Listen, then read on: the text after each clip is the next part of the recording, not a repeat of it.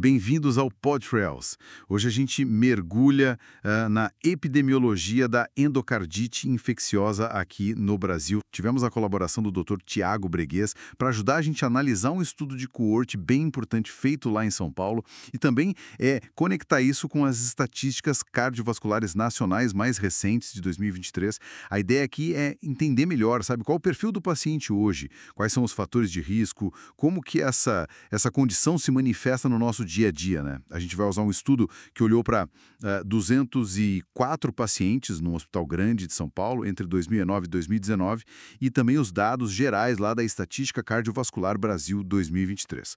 Bom, então vamos lá. O estudo de São Paulo ele mostrou uma idade média assim, de 53 anos. Mas olha, um dado que chama muita atenção, ter 60 anos ou mais, isso aí multiplicou o risco de morrer no hospital por mais de 7 vezes. 7! Nossa, 7 vezes. É muito impactante, né? Isso realmente sublinha como a idade avançada pesa, como fragiliza o paciente diante dessa infecção específica.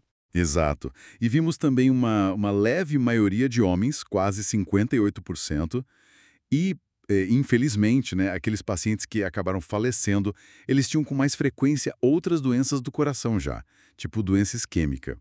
E também hipertensão. A febre foi um sintoma muito comum, quase 89%, e o sopro cardíaco apareceu em mais da metade dos casos também. Pois é.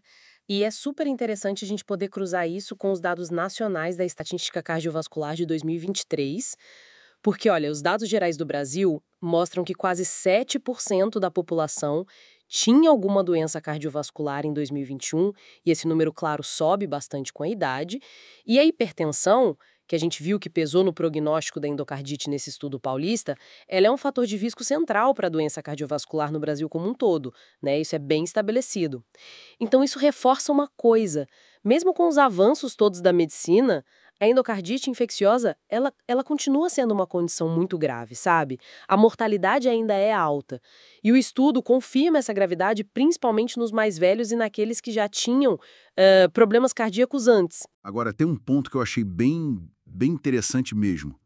A endocardite associada aos cuidados de saúde, que a gente chama de HAE, ela foi responsável pela maioria dos casos no estudo, mais 62%. E olha só a divisão disso. 40,7% eram casos ligados a cuidados fora do hospital, tipo clínicas, home care, sabe, procedimentos ambulatoriais. Essa chamada HAE não nosocomial. E aí outros 21,6% foram adquiridos dentro do hospital mesmo, a nosocomial clássica. Exatamente. Isso. Para mim, sugere uma conexão forte com mais exposição a procedimento médico, né? Talvez infecções de corrente sanguínea antes, o que talvez explique essa taxa alta de HAE que começou fora do hospital. Sim, com certeza. E esse ponto do estafilococo que você vai tocar é fundamental, porque o estudo realmente ele aponta o estafilococo como o grande vilão microbiano hoje em dia. Tanto o Staphylo aureus quanto os Staphylococcus coagulase negativa, os CONS, né? Que a gente sabe que são muito ligados a dispositivos médicos, catéteres, e isso é especialmente verdade nos casos de HAE, como você falou, e historicamente a gente sempre pensou muito na doença cardíaca reumática, né, causada pelo Streptococcus pyogenes, e a estatística cardiovascular até confirma que ela ainda é um problema relevante sim, globalmente. Sim, ainda existe. Para a gente, é uma mudança nesse cenário. O estafilococo, muito ligado aos ambientes e procedimentos de saúde, ele ganhou um protagonismo assim enorme. E tem um desafio aí também que o estudo levanta, né? 18% das culturas de sangue deram negativo. Muitas vezes porque o paciente já tinha usado antibiótico antes, né?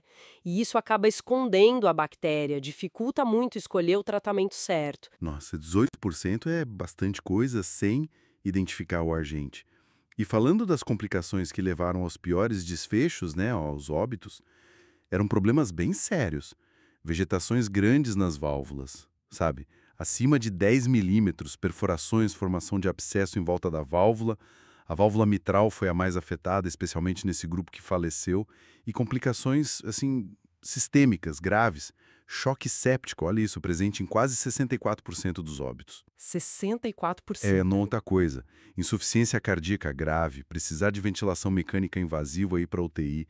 tudo isso foi dramaticamente mais comum entre os que não sobreviveram. O choque séptico, de fato, ele surgiu nesse estudo como um fator de risco independente para morrer no hospital. Além disso, claro, outras infecções junto, né, como infecção da corrente sanguínea, pneumonia, também tiveram um impacto muito negativo no prognóstico. A cirurgia cardíaca, ela foi indicada para quase 43% dos pacientes. Mas um ponto que chama atenção e é preocupante é que cerca de 20% desses pacientes que tinham indicação para operar acabaram não sendo operados. Puxa. E essa situação foi mais frequente justamente no grupo que veio a óbito. Isso, claro, levanta questões importantes sobre acesso, né? Sobre o tempo certo para fazer essa cirurgia em pacientes tão críticos. Então, para a gente amarrar um pouco essa conversa, o que a gente vê é um retrato da endocardite infecciosa aqui no Brasil, onde a idade mais avançada, ter outras doenças cardíacas junto e complicações muito graves, tipo choque séptico, são assim, decisivos para o prognóstico. E duas coisas se destacam muito forte nesse estudo, né? A frequência altíssima de casos ligados aos cuidados de saúde, a AIE, e a predominância clara do estafilococo como a bactéria causadora principal hoje. Exatamente. E tudo isso leva a gente para uma reflexão importante, né? Considerando essa prevalência alta de AJE e esses desafios no diagnóstico, como as culturas negativas que a gente falou, o que a gente precisa fazer para melhorar a vigilância? E as estratégias de prevenção dessas infecções? Como que a gente pode, na prática, reduzir a incidência e a mortalidade por endocardite no nosso contexto no Brasil? O estudo até sugere, né, que a gente precisa de mais dados nacionais, dados mais robustos, principalmente sobre a AJE. Fica essa questão, né? Fica a questão. Bom, queria deixar aqui um agradecimento muito especial ao Dr. Tiago Breguês pela colaboração valiosíssima nesta análise e mandar um abraço especial para toda a equipe do Hospital Regional do Sul de Minas. Obrigado pela companhia e até a próxima.